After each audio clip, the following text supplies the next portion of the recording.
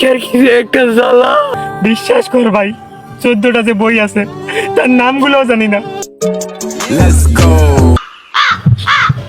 কি ভাবতেছি ভাই? আসসালামু আলাইকুম।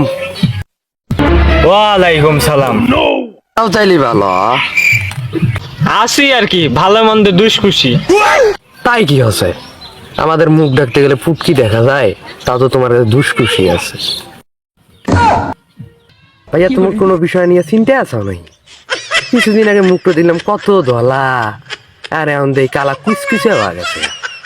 আরে ছোট ভাই, বহুত চিন্তায় আছি, মাথায় চিন্তায় খালি কিলবিল করতেছে। না, আমি কখনোই বিশ্বাস করব না, তা হতেই পারে না।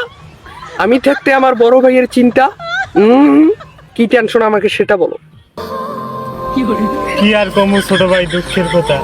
সামনে আইছে পরীক্ষা, সারা বছর টই টই করে ঘুরলাম। বিশ্বাস কর ভাই, 14টা যে বই আছে তার নামগুলোও জানি না। যদি ওই নামগুলো জানলাম হয় তাহলে বিষয়টা লিখে দিতাম। স্যার মায়া করে হলো কটা মার্ক দিত।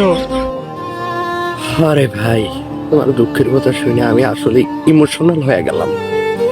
আচ্ছা হোক, আমি জানি ছোট থেকে ক্লাস 9 পর্যন্ত উঠলাম, পরীক্ষার কি যে একটা জ্বালা।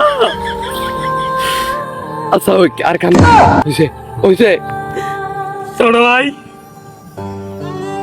ছোট ভাই রে, তুই আমার মনটা কেড়ে নিলি রে।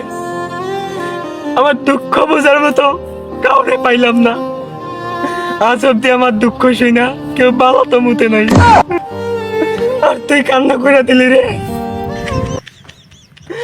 তুই আমার ভাই না, তুই আমার ভাই না। আজকে থেকে তুই আমার ডাইন হাত, তুই আমার প্রাণ, তুই আমার কলিজা। তোর মতো ছোট ভাইয়ে তো আমি খুঁজতেছি এতদিন থেকে। কইছিলি ভাই?